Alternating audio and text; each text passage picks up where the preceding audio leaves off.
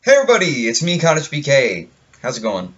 3 month layoff. Sorry, I'm really sorry. I don't mean to be off so long. I just originally thought I was gonna move in February, but that was delayed. Now I might be moving in March, but who knows?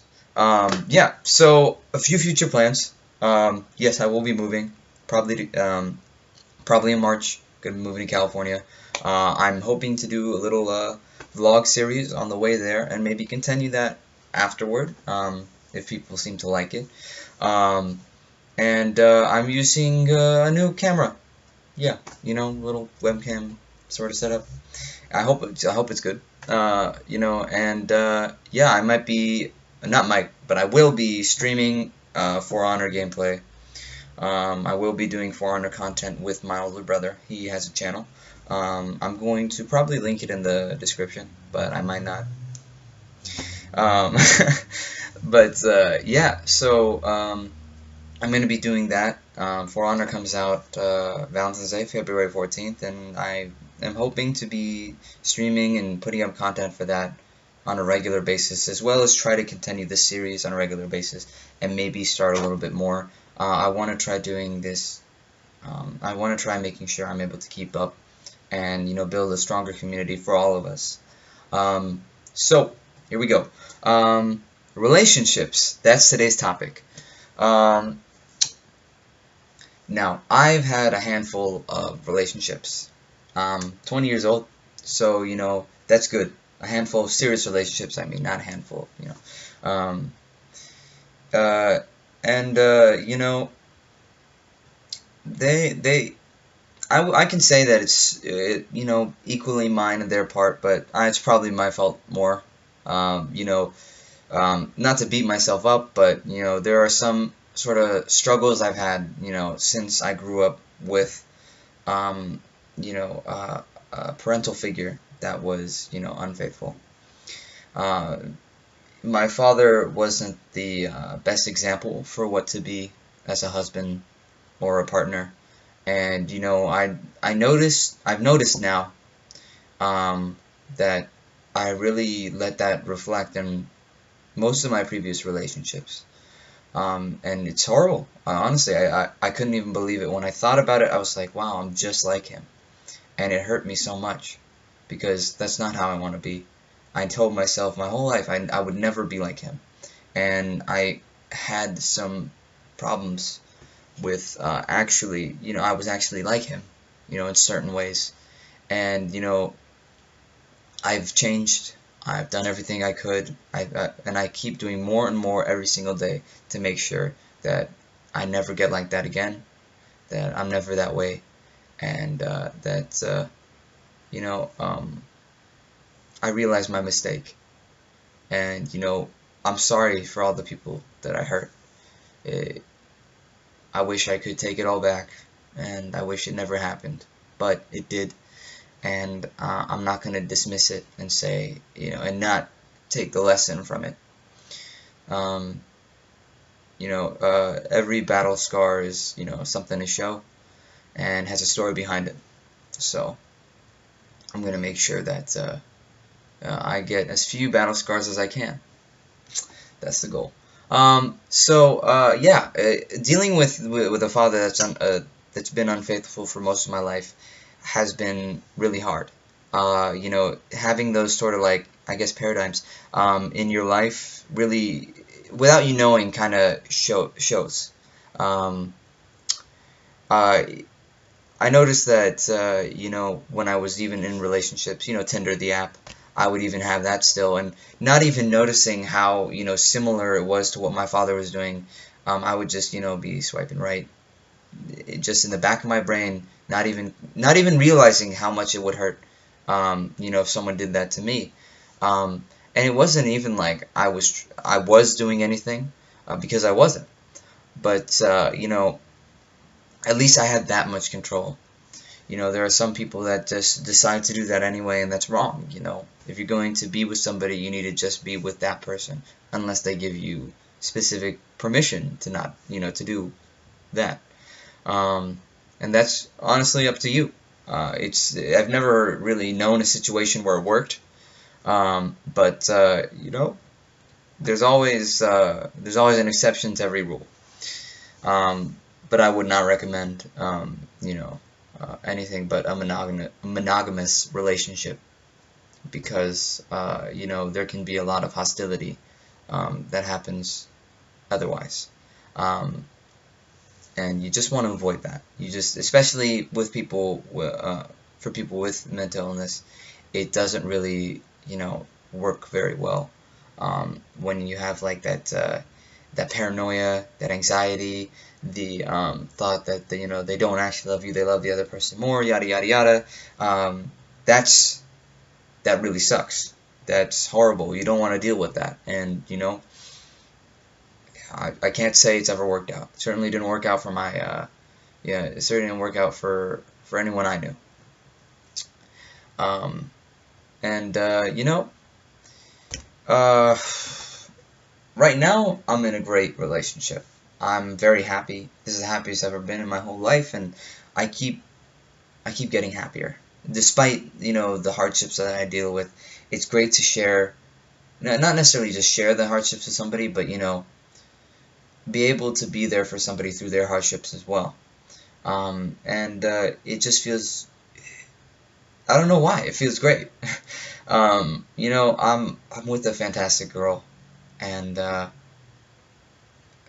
what can I say? It's just great. It really is. But you know, uh, I would say that all this stuff that I'm saying really does apply everywhere.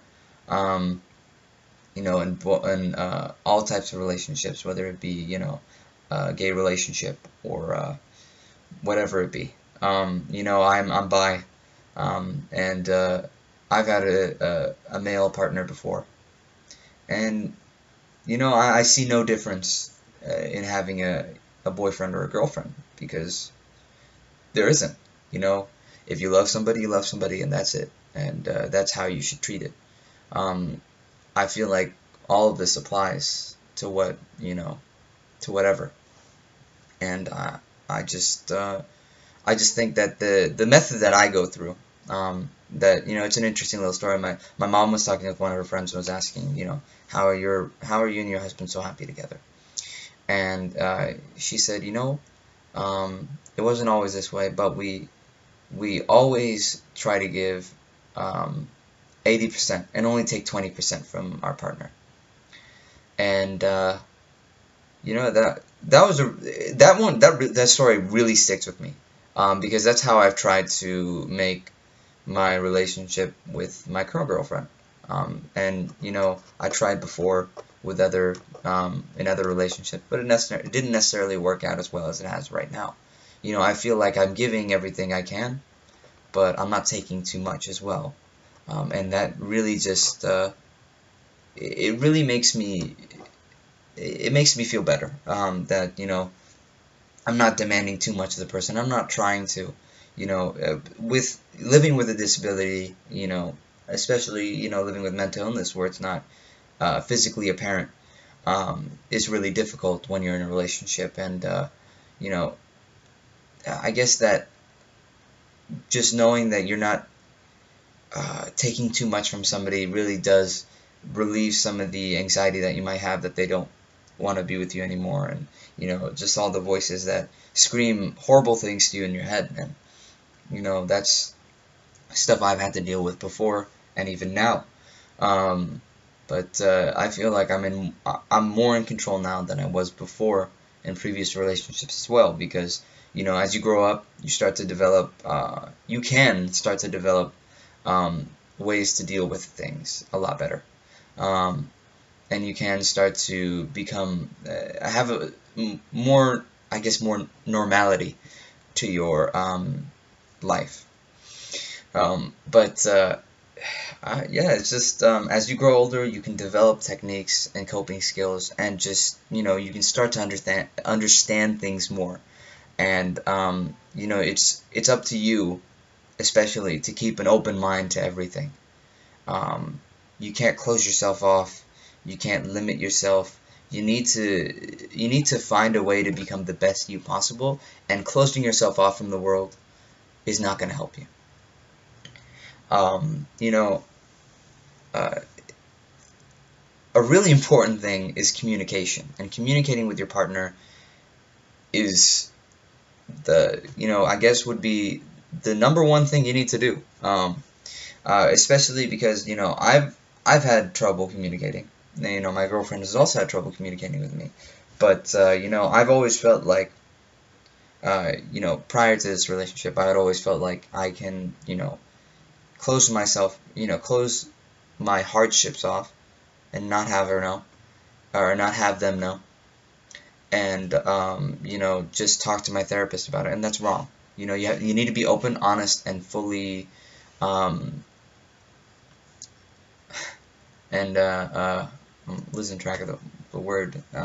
But you need to be open and honest with your partner. You need to tell them everything. You need to, explain how you feel. You need to talk out with them, your issues. You shouldn't hold things in. You shouldn't bottle up because, especially for people dealing with mental illness, it explodes, you know. And it explodes everywhere, regardless, even if you have a mental illness. It just sometimes one thing just continues to get to you and you just can't take it anymore, and you don't want that situation to happen. You don't want it to be like that because that that one instance can ruin the whole relationship. That can be the end of it, and that's something you need to be aware of. That uh, you know it doesn't. It's not concrete. It won't. It's not necessarily going to last forever, and you need to be okay with that. You need to be the person that always. You need to just communicate. That's it. Plain and simple. Communicate. You need to talk about everything. You need to say what's wrong. You need to, if they ask you what's wrong and you say nothing, you know, and something is actually wrong, you're doing both of yourselves a disservice, and you're starting to plant the seeds for the end of the relationship, and that's really important. Is that you don't do that, obviously. Um, and there are some people that say dealing with or being in a relationship is really hard for me. It's not something that I think I could do. No one will love me, and that's not true. You know, if you try to be the best person, sorry, if you try to be your best self, there will be somebody that will come by that will, appreciate that will learn to love you because you are the best of yourself and you're always striving to be better. And that's what you need to do. And, um, there was one instance that really sticks with me. Um, in this relationship was when, before my girlfriend moved in with me, she came downstairs to my bed, and she's like, "Hey, how's it going?" She came by in the morning to say hi, and in my sleep, I guess I told her that a man with a red mask told me to kill her, and I woke up a little later and not realizing that had happened, but she was scared of me. She was frightened, even with me giving her a hug, giving her a kiss, saying I love you. She wasn't comfortable.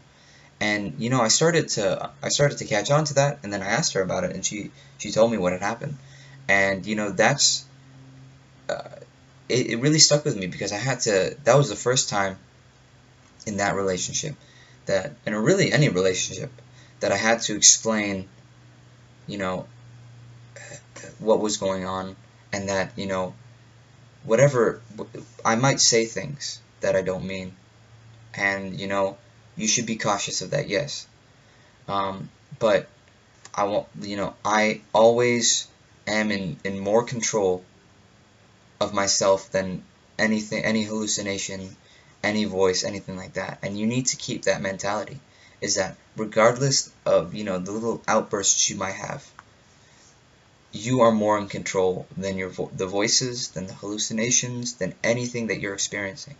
You're more in control of it. You can learn the skills to deal with it, and you can have the strength to fight it. And that's really important. And I had to tell her that. And it was hard because I was really in the beginning of our relationship, like the first week or two. And man, it was really frightening to see. Like, I told her from the beginning, about my illness, and that's something you should really be open and honest about as well. You need to tell them from the get-go, this is how this is how you are, and if this is the person you plan on having a relationship with, you need to let them know so they are more prepared. And you know explaining yourself is also another key. Communication, obviously the first key, and explaining yourself goes under communication, I'd say. But explaining the illness and really laying it out there, telling them about it, telling them how you have dealt with it and how you go through it is a very important part. And relationships won't help you love yourself. And it's really selfish for you to use a relationship to love you, or use your illness as a crutch and make that person stick with you because of your illness, because you're dealing with these things. You're not perfect, they're not perfect, and you can't expect somebody to deal with such hardships when they're not as used to it as you are, when they don't understand it like you do, when they don't live it like you do. And that's the source of pain for a lot of people, is that their partner won't understand their relationship or their illness, and it starts to break up their relationship, or it actually ends the relationship. And that's not something you should let get to you. Just some people don't have the ability to deal with it like you do, or like other people do. And you need to understand that that's just life. That's just how it goes. It's important for you never to use your illness as a crutch. Never to use your illness as like, oh, if you leave me, I think I might kill myself. That's important not to do. You can't put that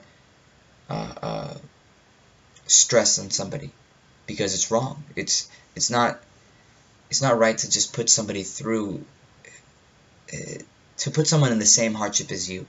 It's understandable that you might want to put them in your shoes, but that's not the way to go. You need to be loving, and I always try to be as loving as possible, no matter what. I'll always remember the reason I love my girlfriend. There's the reason that I'm with her. There's a reason that I love her, and that's something you need to keep in mind. You need to not let the pettiness or the greed or the anger or the frustration get to you. You need to know that one instance does not beat the 5 instances of love that you have. There's a reason you love somebody, and one instance of pain won't change that. Unless obviously they're cheating on you or something like that. That's a little bit different. But obviously it is more like they eat the last cookie and you wanted that cookie or something like that, and they've done it multiple times. That's something you need to talk about. That's communication. You need to work out these problems. You don't need to let these things get ahead of you. You don't need to let these things take control of you. Love. You just need to love. And it's tough, but you have to learn to love yourself and be the best the best you, if you want others to love you. And that's the thing you should take away from this video, is first you need to love yourself before you can have others love you, and then you can apply everything else that I said, and hopefully there's some substance in there as well. Sorry if this is more of a rant than it is helpful. I'm hoping this helps somebody. At least one person will make my day. I wish you guys a wonderful day. My name is cottagepk. I have a Facebook page. I deleted my Twitter, sorry. But I have a Facebook page. If you go and like it, I will be telling you when my live streams are, what my newest videos will be about, all that stuff. I'm going to try making it a little bit more interactive, a little bit more active as well. Yeah, please go and like it. Please go and like the video, share the video, send it to people that you think it would help. We're trying to build a very active and loving community, and for me, on top of that, this community isn't just just subscriber base. It really is a coping mechanism for me, and I just want there to be enough people where we can all help each other, and we can all build off each other, and use each other, not use, but help each other and become successful together. And that's what I want. And if you can help, if you can bring more people in, whatever it is, it would mean the world to me. And maybe the people in the comments as well. Anyway, thanks for watching. It's Cottagepk, signing out.